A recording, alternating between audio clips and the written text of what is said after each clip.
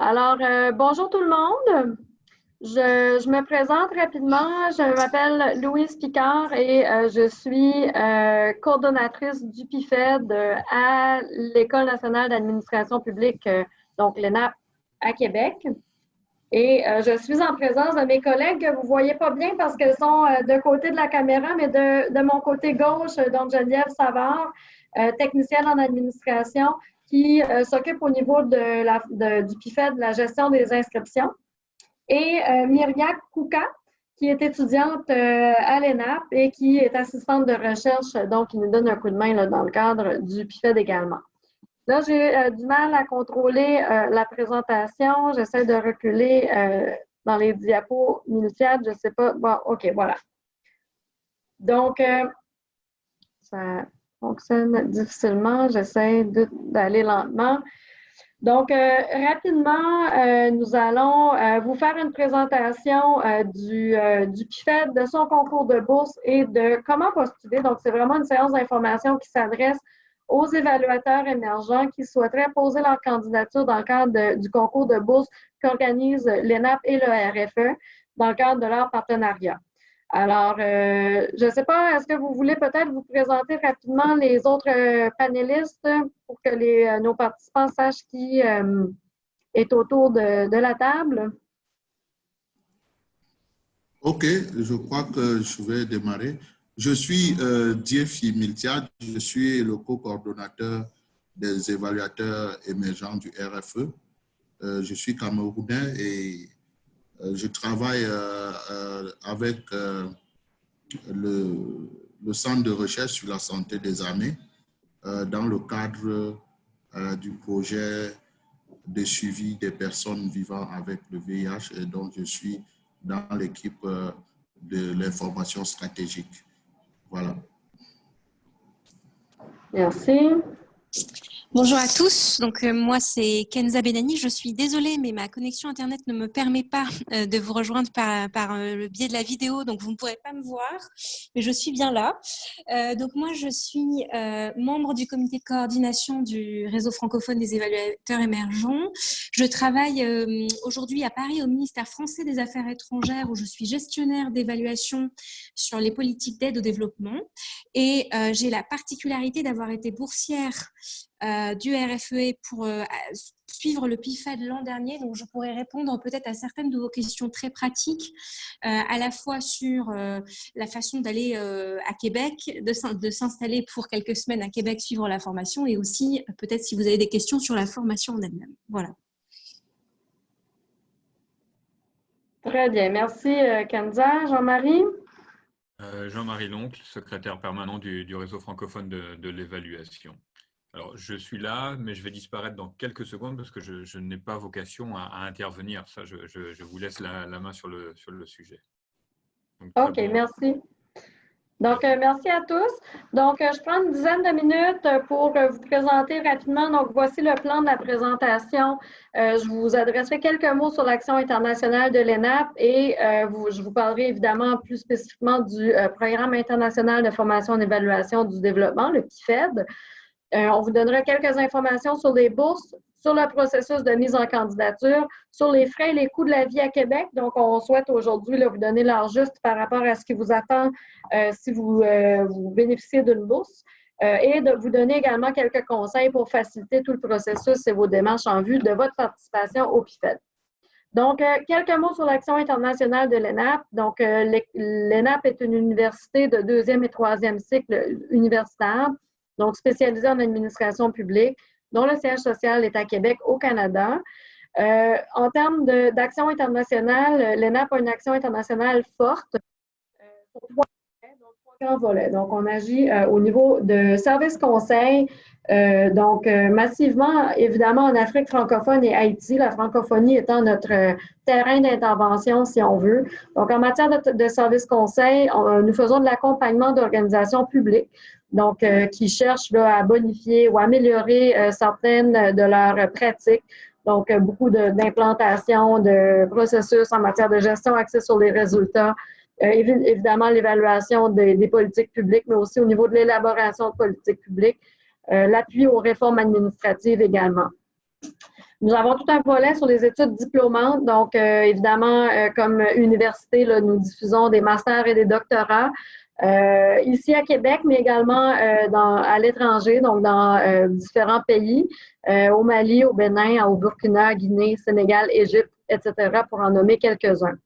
Et le volet qui nous intéresse aujourd'hui, la formation continue. Donc, en formation continue, l'ENAP organise à chaque année une programmation annuelle qui est diffusée ici au campus de Québec. Une dizaine de thématiques de formation, dont le PIFED, est organisée et diffusée à Québec. Nous organisons également des formations que l'on appelle délocalisées, mais qui sont organisées donc localement dans différents pays où l'on intervient. Et des formations sur mesure offertes en organisation lorsqu'on nous en fait la demande. Donc, si par exemple une organisation souhaite implanter un nouveau processus, nous pouvons nous déplacer en organisation pour former le personnel sur place.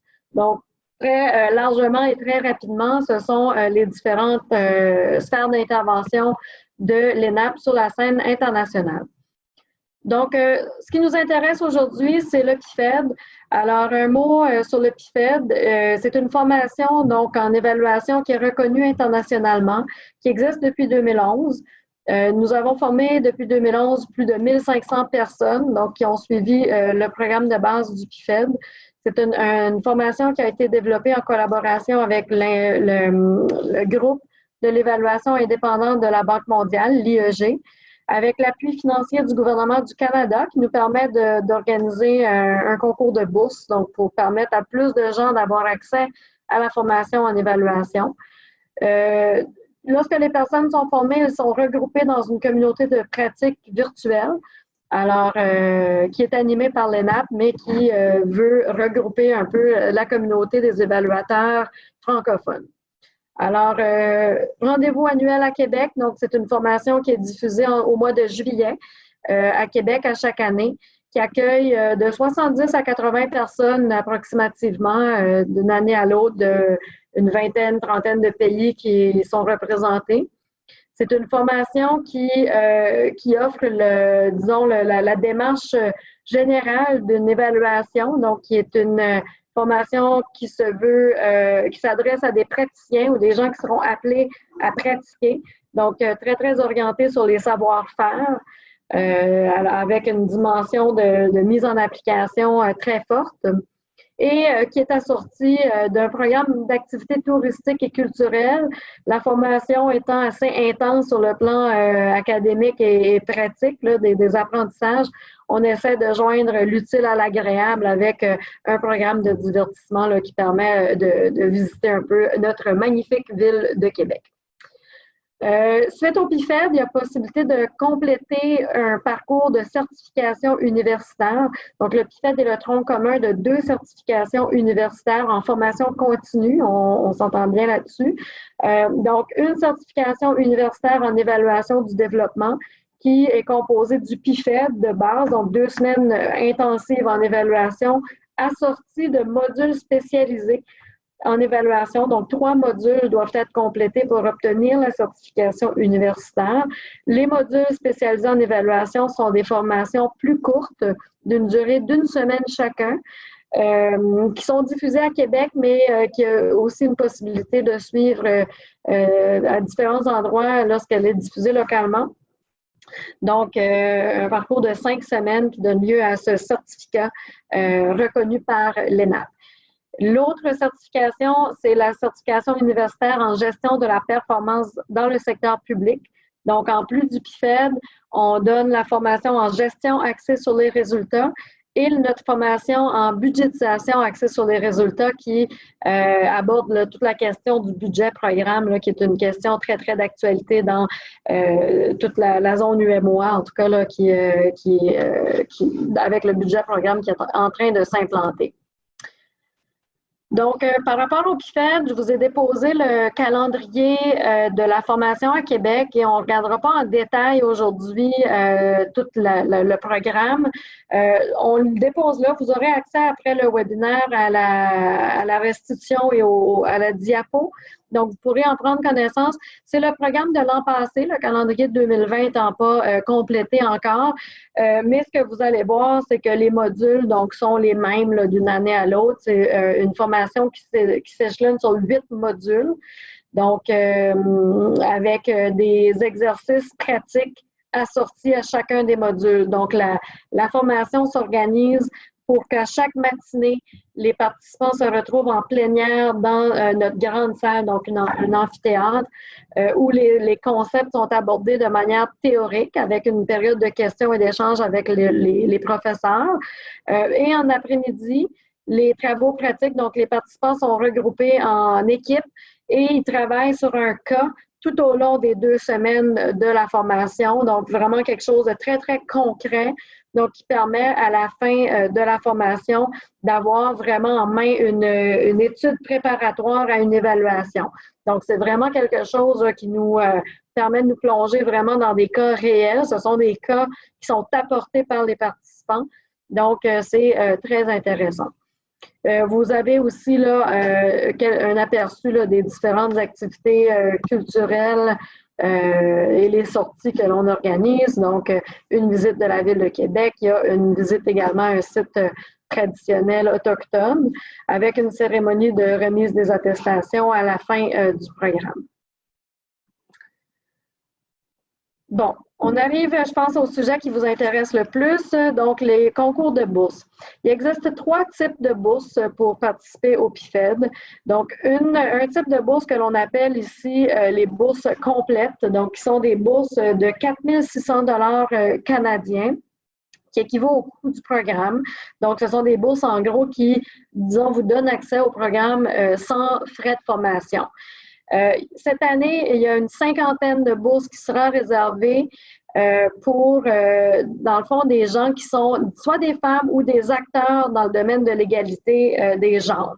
Donc, par ça, ce que l'on cherche, c'est vraiment des gens qui, dans leur organisation, ont un impact sur la fonction évaluative. Donc, qui auront, dans le fond, qui seront appelés à soit évaluer ou soit à contribuer à l'élaboration de projets, programmes ou politiques qui devront plus tard être évalués. Donc, au niveau de la conception, toutes les compétences en évaluation sont très, très pertinentes et qui seront appelés à inclure une dimension genre ou inclusive, disons, dans les interventions dans lesquelles qu'ils auront à mettre en place ou à contribuer à la mise en place. Donc, une 50aine de bourses qui nous sont rendues possibles, dans le fond, par une contribution financière du gouvernement du Canada par l'entremise de Affaires mondiales Canada.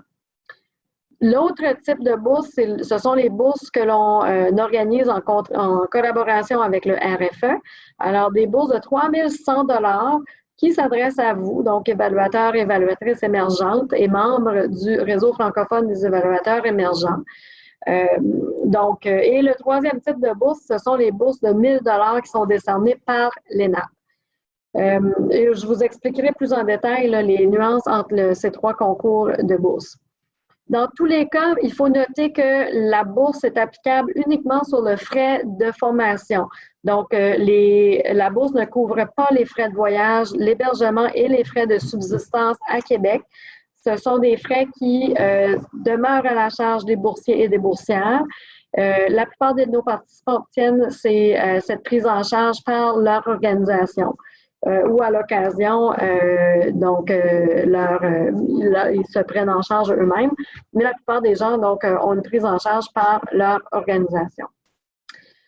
Donc, je reviendrai rapidement là, sur les 3 concours de bourse. Sachez que les critères d'admissibilité pour les 3 cas sont il faut détenir un bac plus 3 ou l'équivalent ou l'expérience professionnelle qui permettra aux participants de suivre la formation. Parce que la formation, il faut savoir qu'elle est un niveau de master, donc de 2e cycle universitaire. Donc, il faut quand même avoir un certain bagage là, pour pouvoir prendre le train et contribuer aux travaux pratiques, etc. Donc, soit être à la fin de ses études ou avoir une certaine expérience professionnelle qui justifie la capacité là, de suivre la formation. Idéalement, il faut travailler dans le domaine de l'évaluation ou être interpellé par le domaine. Donc, comme j'expliquais tout à l'heure, soit on est évaluateur ou en exercice ou en devenir, ou qu'on travaille dans une organisation qui s'intéresse à l'intégration de cette discipline-là en son sein. Pour la bourse complète, donc de 4 600 $, une bourse complète là, qui, dans le fond, est toujours sur les frais de formation. Il faut résider dans un pays francophone en développement, donc en Afrique francophone ou en Haïti la plupart du temps, et être une femme évaluatrice ou un acteur en égalité.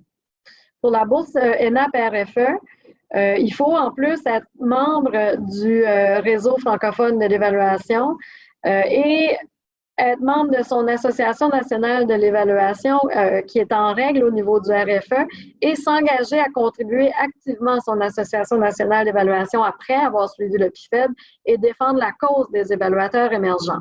Donc, c'est une nuance importante puisqu'au niveau du RFE et de votre Association nationale d'évaluation, vous devrez démontrer cet engagement-là de votre part. Finalement, pour la bourse ENAP, dans le fond, c'est que comme vous pouvez vous imaginer, le concours de bourse est assez contingenté, donc il y a toujours un nombre le plus grand de candidatures que de bourses disponibles. Nous, ce qu'on fait au niveau de l'ENAP, c'est qu'on décerne d'abord les bourses complètes et les gens qui ont une candidature qui est très bonne, mais qui, malheureusement, pour des raisons de contingence, n'ont pas pu obtenir la bourse complète, se voient attribuer une bourse de 1 000 $ de l'ENAP qui, se veut un montant, une contribution de l'ENAP là, pour appuyer la participation. On est conscient que ce n'est pas tout à fait l'équivalent, mais c'est ce qu'on peut faire là, au niveau de notre institution pour donner un petit coup de pouce aux gens qui souhaiteraient quand même participer au PIFED. Sachez qu'au niveau de l'analyse des candidatures, la manière dont on fonctionne, c'est qu'on analyse toujours, vous, comme évaluateur émergent, vous allez postuler au concours général de l'ENAP. Donc, vous serez considéré pour les 3 types de bourses. C'est-à-dire que vous pourriez vous voir attribuer une bourse complète, même si vous postulez au niveau de la bourse ENAP et RFE. Donc, pour ce faire, vous postulerez pour le concours de bourse. Donc, vous suivez tout simplement les indications là, qui apparaissent sur l'appel à candidature et vous obtiendrez une réponse le 27 mars, là, à savoir si vous êtes retenu pour la bourse complète, si vous êtes retenu pour la bourse de l'ENAP RFE ou si vous êtes retenu pour une bourse de l'ENAP là, de 1 000 $.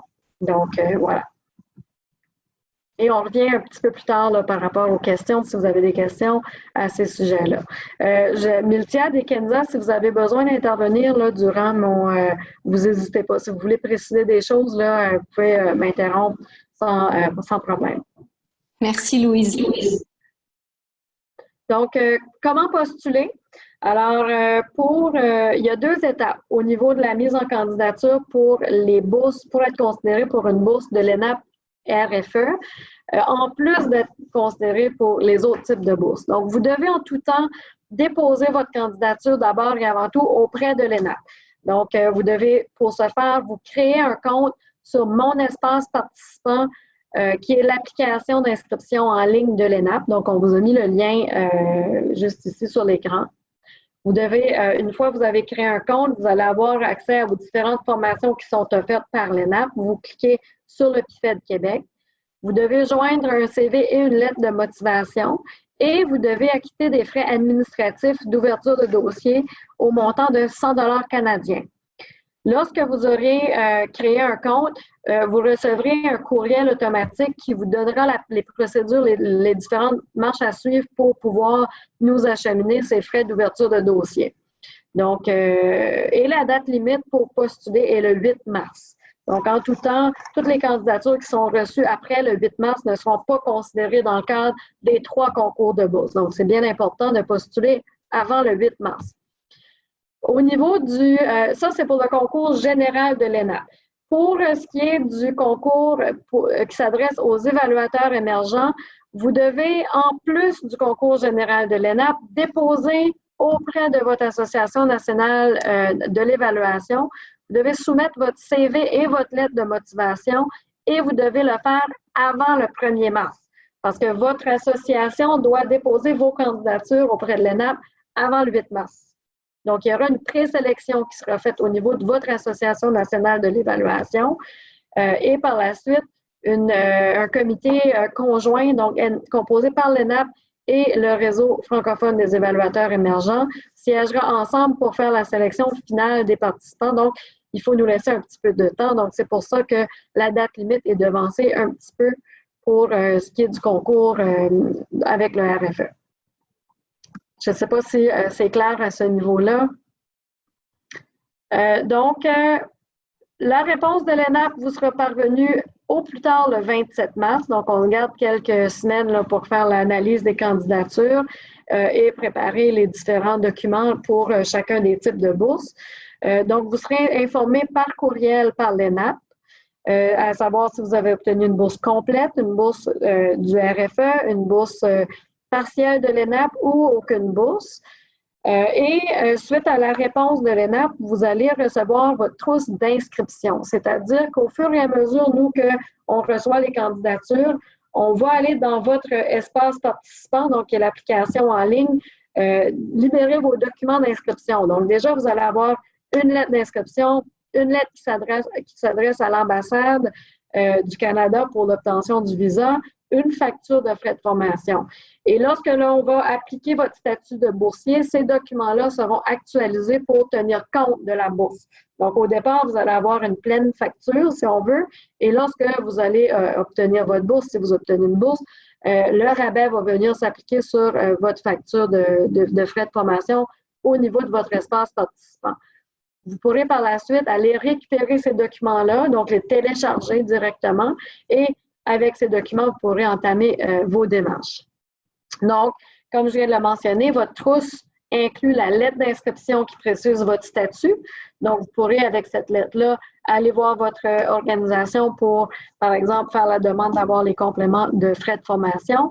Vous pourrez également la joindre au niveau de du dépôt de votre demande de visa, si vous avez besoin d'un visa pour le Canada.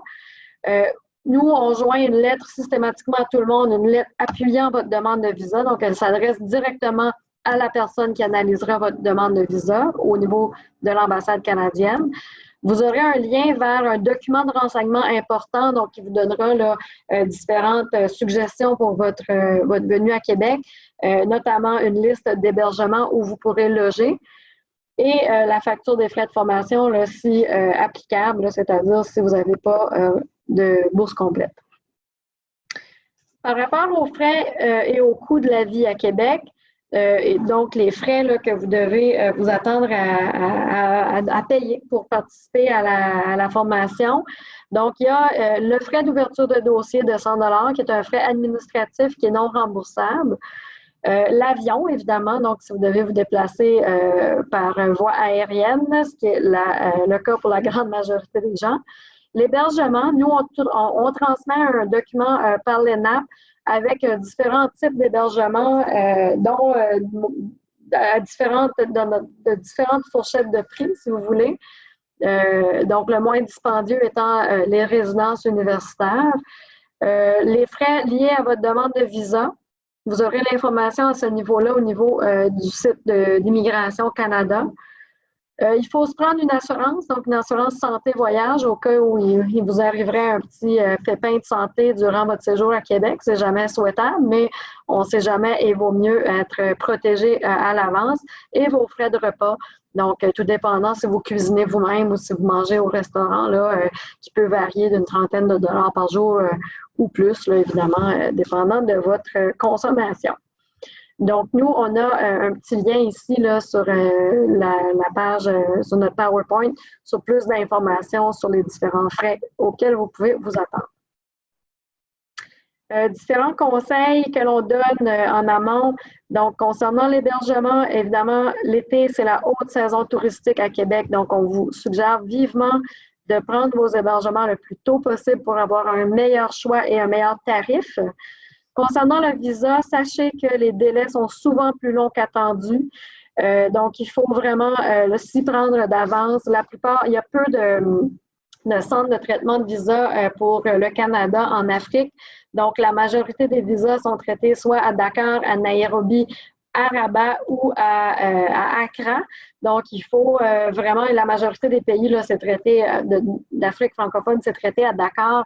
Et donc, il y a un certain délai pour l'expédition de votre dossier, le retour de votre dossier et l'analyse de visa. Donc, il prend quand même quelques semaines. Donc, prenez-vous bien à l'avance pour faire la demande si votre intention est de participer. On vous suggère aussi de réviser son dossier au peigne fin. Nous, à notre niveau, on voit un peu les raisons de refus de visa et des fois, c'est parce que malheureusement, les dossiers étaient incomplets. Donc, il faut vraiment prendre le temps de tout réviser à la fin et s'assurer que tout est là, que c'est vraiment nickel, comme on dit, avant de déposer son visa. Vous devez aussi vous assurer de demander le bon type de visa. Donc, souvent, les gens pensent qu'il faut un visa d'études, alors que ce n'est pas le cas. Donc, simplement, là, vous assurer là, de demander le visa de type visite au Canada. Et on vous met un lien là, sur vers l'Immigration Canada parce que c'est vraiment à ce niveau-là que vous aurez toute l'information au sujet des visas. Nous, comme ENAP, on ne peut pas malheureusement vous donner plus d'instructions par rapport à votre demande de visa.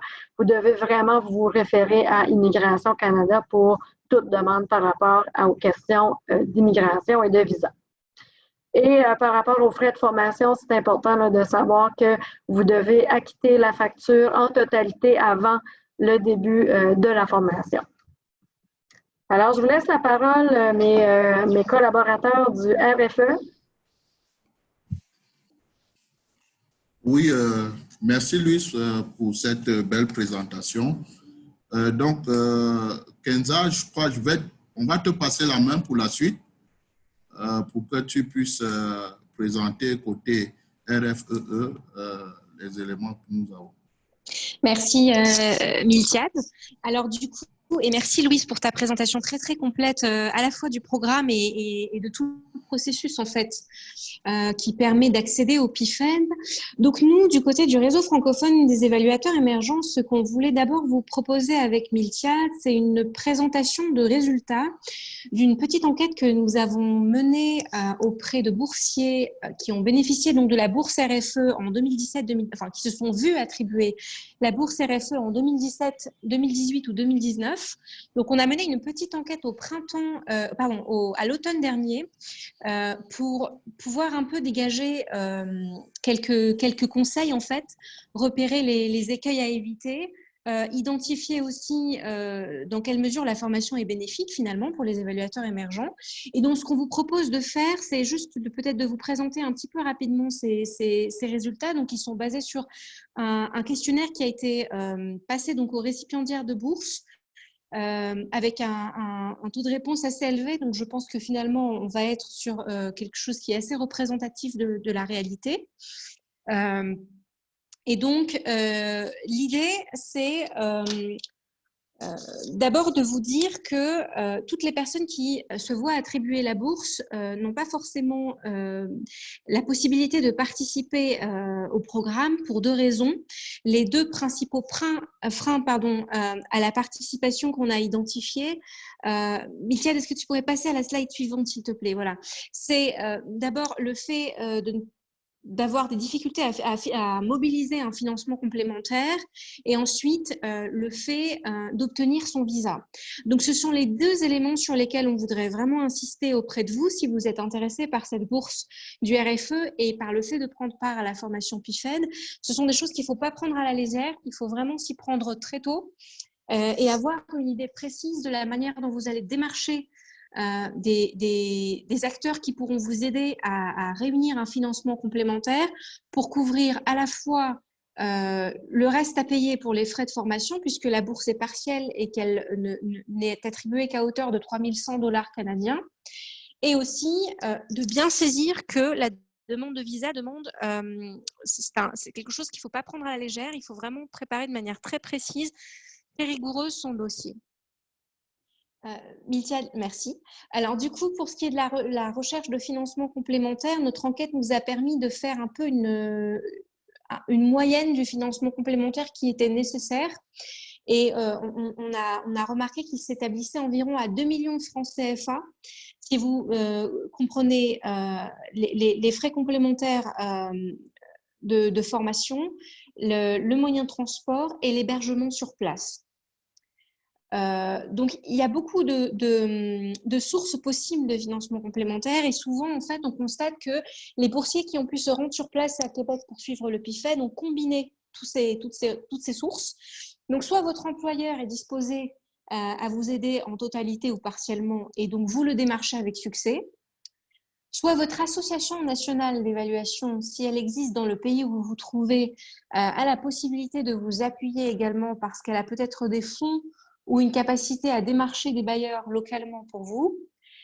Soit vous avez des ressources personnelles qui vous permettent de combler tout ou partie du reste à financer, soit vous avez au sein de votre famille des personnes qui peuvent également vous appuyer financièrement, soit vous êtes arrivé à identifier des bailleurs de fonds et on constate que certains bailleurs de fonds, notamment multilatéraux comme l'UNICEF, comme le Fonds des Nations Unies pour la population, vont avoir dans certains pays la capacité ou pas à prendre en charge ce type de demande de financement.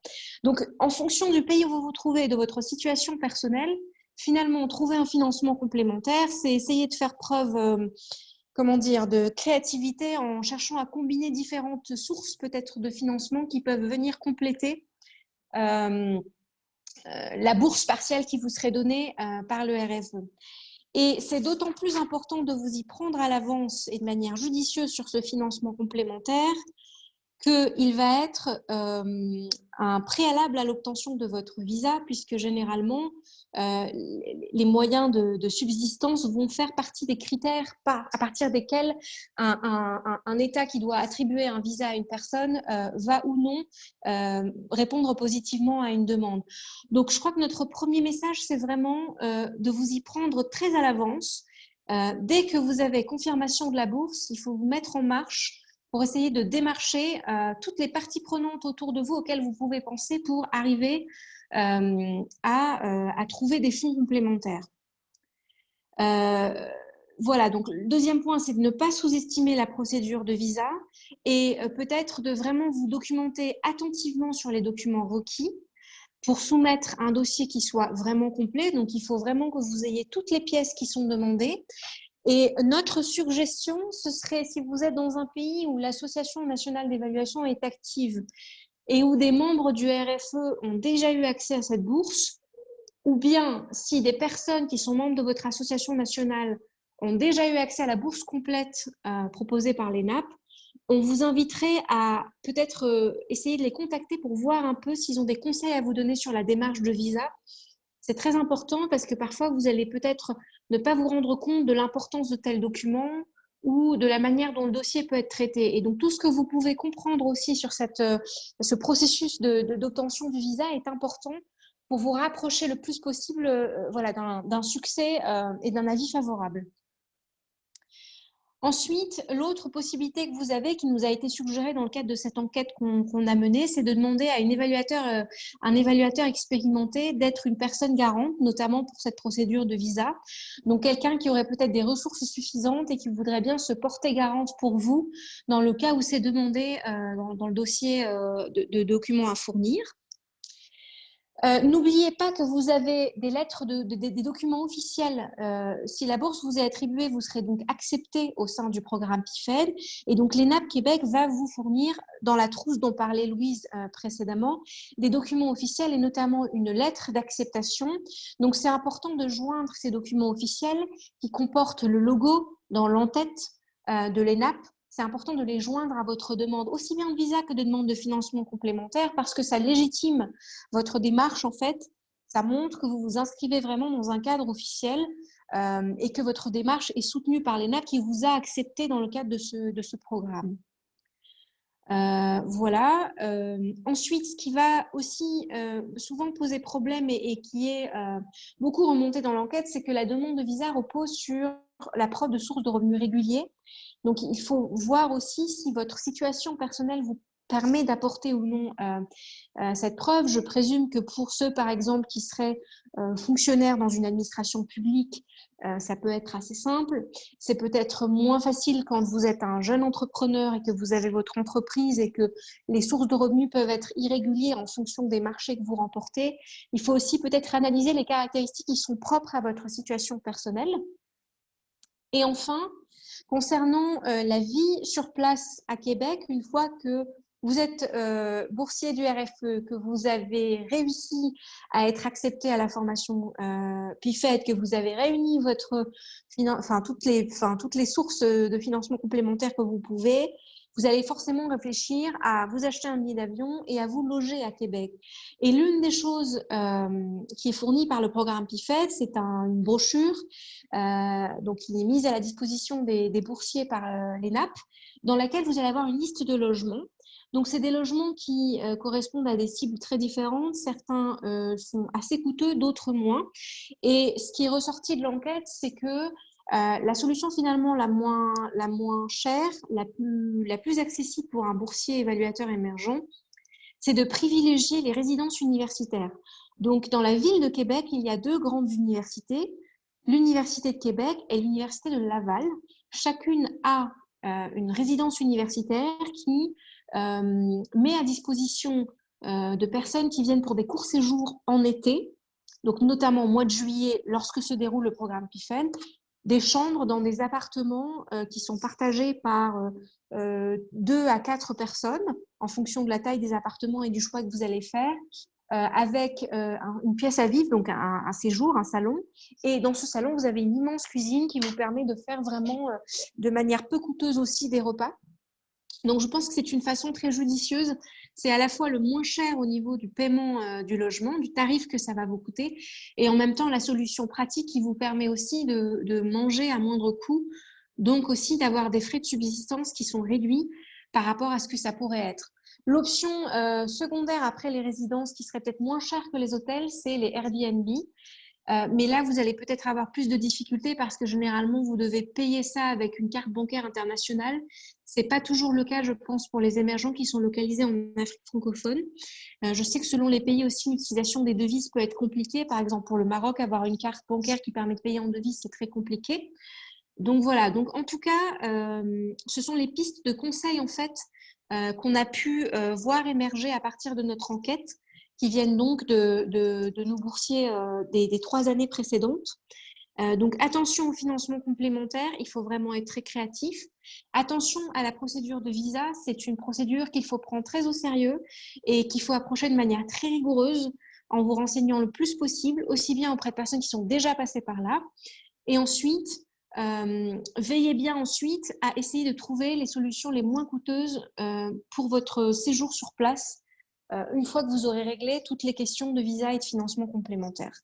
Voilà, donc je vais passer la parole à Milcia qui a peut-être des éléments de plus à ajouter sur ça et qui va aussi vous présenter eh bien, notre appel à candidature qui est en cours.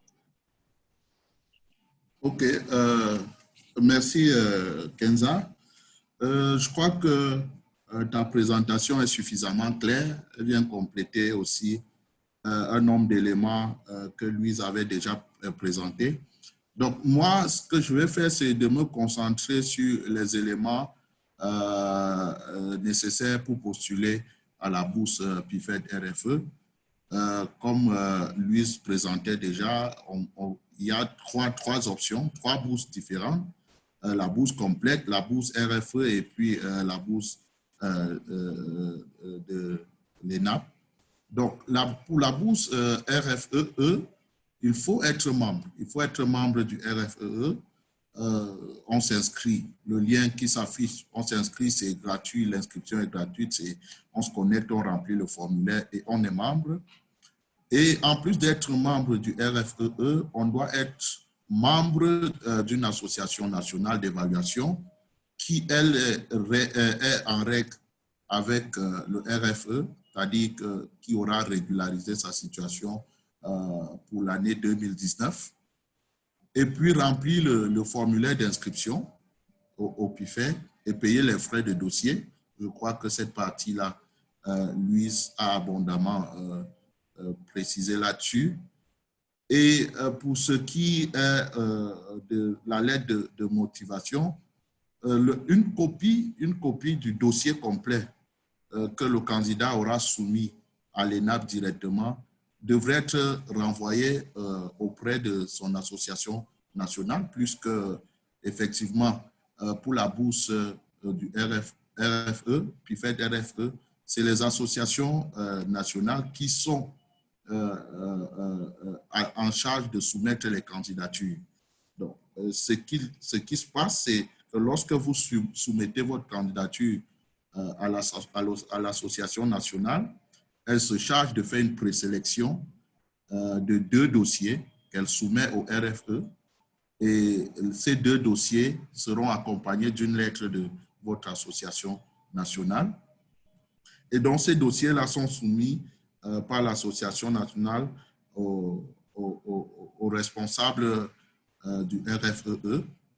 Et donc, la constitution des dossiers au niveau du candidat, c'est une lettre de motivation, un CV. Donc, bien sûr, sa lettre de motivation doit pouvoir faire ressortir la pertinence, son expérience en évaluation, sa contribution en tant qu'évaluateur émergent au niveau de l'association nationale. Et je pense que sur ce point-là, il serait vraiment intéressant que le postulant prenne du temps pour bien décrire sa contribution en tant qu'évaluateur émergent au niveau de l'association nationale. Et si effectivement vous êtes très actif, cela naturellement pourra contribuer à votre présélection au niveau national. Et il faut préciser qu'au niveau national, le RFE insiste sur l'aspect genre. C'est pour ça que les candidatures qui doivent être soumises au niveau du RFEE sont des candidatures doubles, un homme, une femme. Et donc, les choix aussi, on applique une sorte de diversité géographique, c'est-à-dire une sorte d'équilibre régional pour s'assurer que toutes les régions sont bien représentées parmi les candidats sélectionnés. Donc, je crois que lorsqu'on a mis en œuvre tout ce qui a été expliqué depuis le début de ce webinaire, on accroît sérieusement ses chances de se voir octroyer une bourse et naturellement de participer au PIFED qui, pour ma part, est un programme très intéressant pour nous autres évaluateurs émergents qui faisons nos premiers pas dans l'évaluation. Donc, je crois que nous allons passer à la phase des questions-réponses. Je suppose que vous avez eu le temps de poser des questions à travers le chat. Et donc, nous allons nous atteler à répondre s'il y a ces questions-là. Merci. Et merci encore à tous ceux qui ont bien pris du temps pour se connecter et qu'on puisse avoir cet échange-là.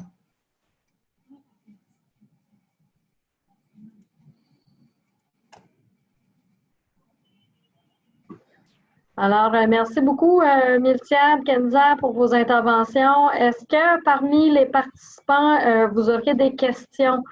Vous pouvez les poser par chat ou par le petit onglet là, Q&A qui se trouve tout en bas. Donc là, on a eu quelqu'un qui se questionnait à savoir c'était quoi une année. Donc, c'est une association nationale d'évaluation. Donc, c'est votre association là, au niveau de votre pays, donc des évaluateurs qui s'associent donc pour faire avancer un peu la discipline de l'évaluation au niveau national. Je ne sais pas si et vos associations nationales d'évaluation, en fait, sont membres normalement du réseau francophone de l'évaluation, donc le RFE et le réseau des différentes associations nationales d'évaluation. Il y a quelqu'un qui dit « Je comprends la nature de la bourse en termes d'appui. Bon, quel accompagnement du RFE pour les associations nationales d'évaluation? Est-ce que quelqu'un nos partenaires du RFE, est-ce que vous voulez… Dans le fond, au niveau du RFE, l'appui et l'organisation de ce présent concours de bourse, là, je ne sais pas si quelqu'un veut ajouter quelque chose. Pour le moment, peut-être que sur la partie financière liée au RFE, je peux répondre. Le RFE ne dispose pas de moyens susceptibles de venir compléter la bourse mise à disposition par l'UNAP dans le cadre du PIFED, en fait.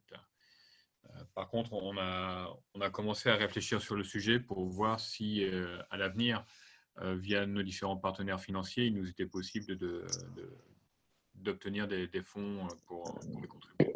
Mais ce n'est pas encore à l'ordre du jour. Petite précision juste pour compléter ce qu'indiquait Louise en ce qui concerne les associations nationales d'évaluation. Je viens juste de mettre un lien en fait dans le chat. Si vous avez un doute pour savoir si votre pays est représenté au sein du RF, du réseau francophone de l'évaluation, par une association nationale, n'hésitez pas à vous reporter sur le site du RFE, notamment sur la page relative à la présentation du réseau. Il y a une carte avec l'ensemble des associations qui y sont répertoriées. Donc n'hésitez pas à consulter pour savoir si vous pouvez potentiellement bénéficier de la bourse en question. Merci. Est-ce que dans les participants, il y avait d'autres questions qui n'auraient peut-être pas été répondues, des précisions que vous souhaiteriez avoir sur la démarche, sur comment ça se passe, ou est-ce que c'était bien clair? Donc, je pense que vous aurez accès à la présentation. Kenza, Miltiad, est-ce que vous pouvez nous parler de comment la présentation s'est diffusée? Ou Jean-Marie, peut-être, je ne sais pas. Oui, le webinaire est enregistré. Il sera publié sur le YouTube du RFE. Donc, je crois que pour ceux qui n'ont pas eu suffisamment de temps pour se connecter, ils auront accès à la présentation complète sur la chaîne YouTube du RFE. Peut-être juste s'il n'y a pas de questions, moi je veux bien ajouter quelque chose. Si parmi nos participants, il y a des personnes qui hésitent à se lancer dans la démarche de candidater à une bourse, dans la mesure où j'ai participé au PIFED, peut-être juste un rapide petit retour d'expérience, dire que finalement c'est très intéressant pour deux raisons. Donc au-delà du fait que vous avez accès à une formation, parce que des formations en évaluation, il y en a plusieurs. Il y a deux choses qui sont très intéressantes au niveau du PIFED. La première, c'est que c'est un programme qui vous donne au-delà du technique, c'est un programme qui vous donne d'abord accès à une dimension humaine particulière parce que vous allez avoir des représentants de tout l'espace francophone qui viennent vraiment de divers pays. Et donc, c'est une opportunité d'échanger et de réseauter avec des personnes qui, peut-être, n'ont pas les mêmes perceptions que vous de l'évaluation. Donc, vous pouvez, n'ont pas la même pratique, ne sont pas dans des contextes similaires en termes d'institutionnalisation aussi de la fonction évaluation au niveau national. Et je pense que c'est vraiment une dimension humaine qui est très intéressante et très enrichissante. Je dirais que c'est vraiment le premier point fort de cette formation et c'est peut-être ce qu'elle apporte plus que d'autres formations en évaluation. Et le deuxième élément sur lequel je voudrais insister, c'est qu'une fois que vous avez suivi cette formation à Québec, vous allez avoir accès à ce que Louise présentait précédemment comme une plateforme virtuelle. Et en fait, dans cette plateforme, vous n'avez pas uniquement accès à un forum qui vous permet d'échanger avec toutes les personnes qui ont suivi le PIFED depuis sa création, donc depuis plus d'une dizaine d'années maintenant, je crois, ou quasiment une dizaine d'années, mais vous avez aussi accès à énormément de ressources. Donc, en fait, c'est une bibliothèque virtuelle de ressources. C'est aussi une bibliothèque qui vous propose des capsules vidéo, en fait, dont certaines sont des sortes de cours en fait sur des thématiques spécifiques en évaluation. Je pense par exemple à l'évaluation au contexte humanitaire et qui sont généralement réalisées par des évaluateurs très, très établis dans la profession, bien expérimentés.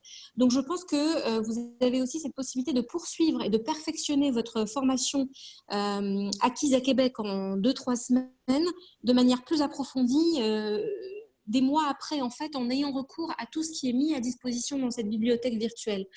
Voilà, donc si vous hésitez à vous lancer dans la démarche, c'est pour vous donner peut-être aussi certains points forts, en fait, qui peuvent valoir le coup de se lancer dans cette démarche, même si, de prime abord, elle peut paraître un peu compliquée en raison de la recherche de financement et de l'obtention du visa.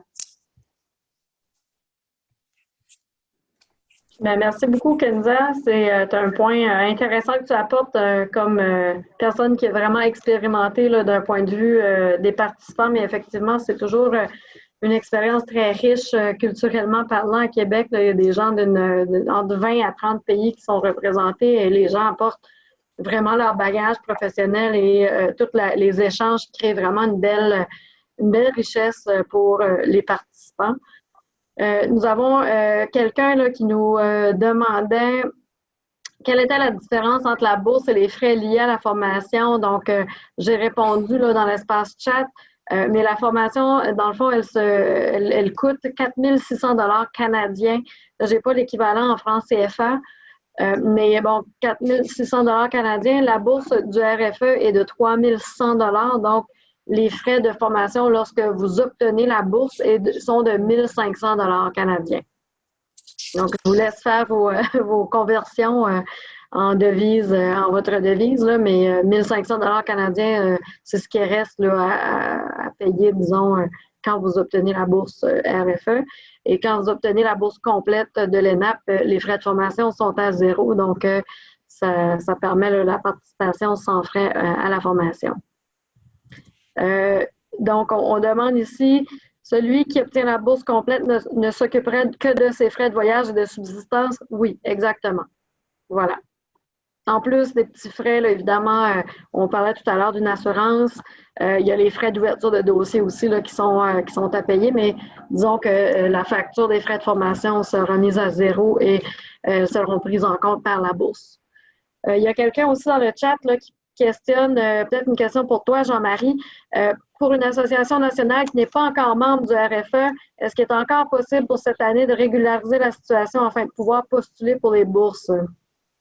Alors, malheureusement, non, en fait. C'est-à-dire parce que pour qu'une association nationale puisse adhérer au RFE, il faut que cette candidature soit validée par l'Assemblée générale du RFE, c'est-à-dire par l'ensemble des autres associations nationales qui sont membres. Donc, en l'état, le calendrier ne nous permet pas, en fait, de valider ce type de demande. Néanmoins, pour le coup, je ne peux qu'inciter la personne concernée à faire du plaidoyer auprès de l'association nationale ou auprès des acteurs nationaux dans son pays pour constituer une association nationale et rejoindre le RFE. Effectivement, ça facilitera les démarches, non pas pour cette personne et pas pour cette année, mais pour les prochaines éditions. En tout cas, moi, de mon côté, je suis à disposition pour échanger sur le sujet de la création d'associations nationales et de l'appui du RFE en la matière. Je crois qu'il y a eu une question aussi sur quel appui du RFE aux ANE. Donc, je ne sais pas si c'est une question qui est liée par rapport aux bourses ou si c'est de manière générale. Si c'est de manière générale, je pourrais y répondre par mail directement si la personne m'envoie le mail. Il n'y a pas de souci.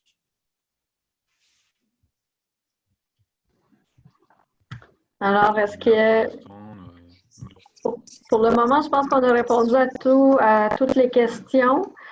Alors, évidemment, nous, à notre niveau, nous sommes disponibles pour répondre à vos questions si vous avez peut-être besoin d'échanger avec un responsable au niveau de l'ENAP pour en savoir plus.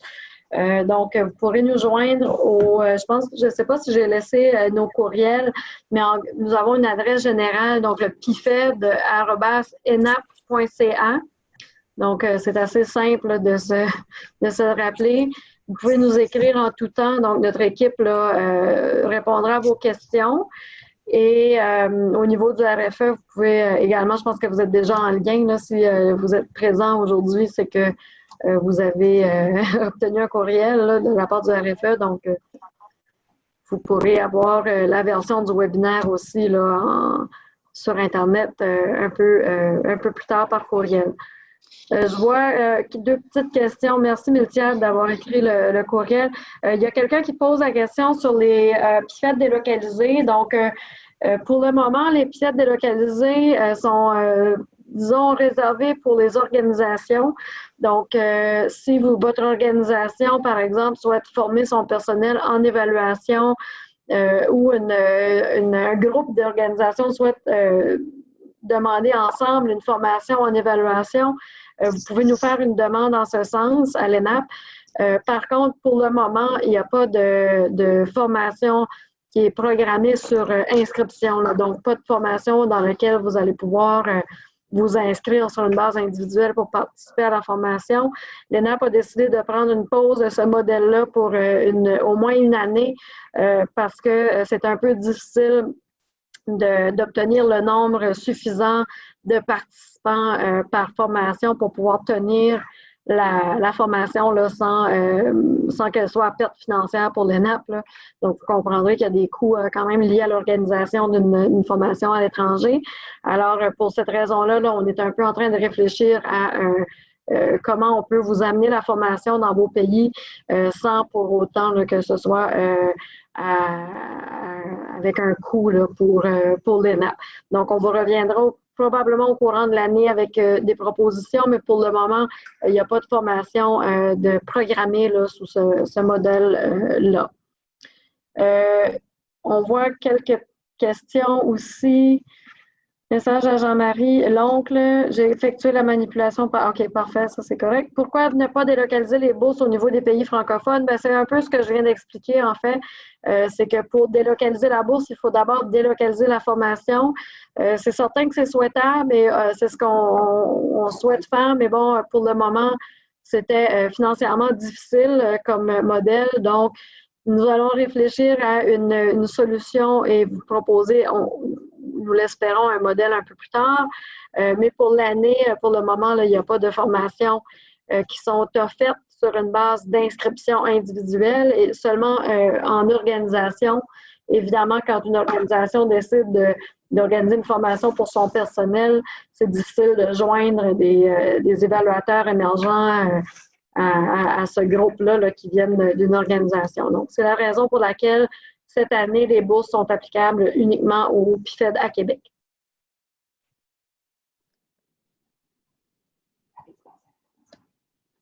Oui, en fait, concernant la formation en ligne, vous avez posé cette question, oui. Alors, l'ENAP est actuellement en train de développer un module de formation en ligne. Ce n'est pas encore annoncé. Donc, je ne veux pas tout de suite voler la mèche, mais vous aurez de l'information à ce sujet-là au courant de la prochaine année. Vous pouvez rester à l'affût. Donc, si vous n'êtes pas déjà inscrit à notre liste de distribution, l'ENAP a sa liste de distribution qui s'appelle Info Formation. Là. Donc, si vous allez sur notre site web, vous allez trouver le lien. Vous pouvez vous inscrire et vous aurez les différents courriels d'information que l'ENAP transmet aux gens qui nous suivent, là, si vous voulez, et vous serez informés là, de la mise en ligne de cette formation en évaluation. Donc, je pense qu'on a fait le tour des questions pour le moment.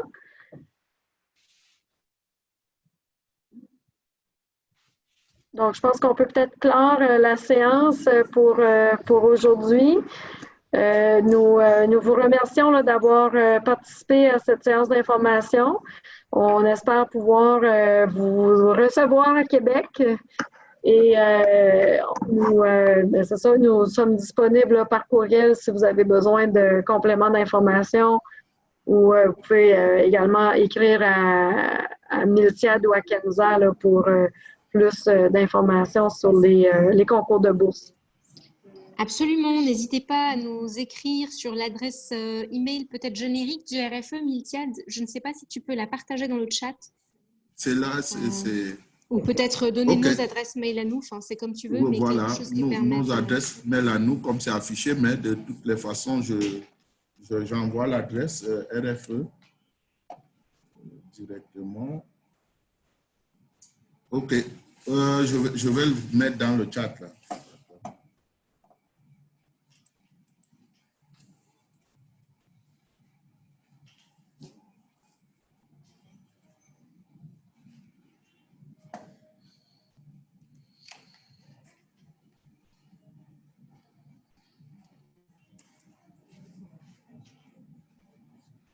Alors, juste que Mickaël mette l'adresse mail et après, oui. ça permettra de vous donner congé.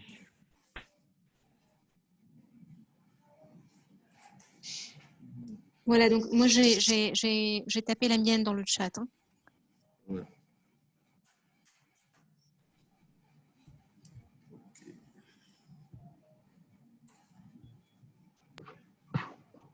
Alors, merci beaucoup à tous et Merci puis à tous. au plaisir de vous recevoir à Québec. Donc, nous allons quitter la rencontre à l'instant. C'est bon? D'accord. Je crois Tout que à pour le fait. mail, c'est OK. Oui, le mail a été partagé, donc c'est rfe.emergent@gmail.com. C'est pas forcément l'adresse la plus officielle. Non, plus. C'est pas grave, elle arrive quand même au destinataire. C'est ce qui compte. Exactement, c'est que le message arrive. Voilà. Bonne journée à toutes et à tous et à très bientôt. OK, Merci merci à beaucoup. tous. Merci Au Alena. revoir. Merci à vous aussi. À bientôt. À bientôt.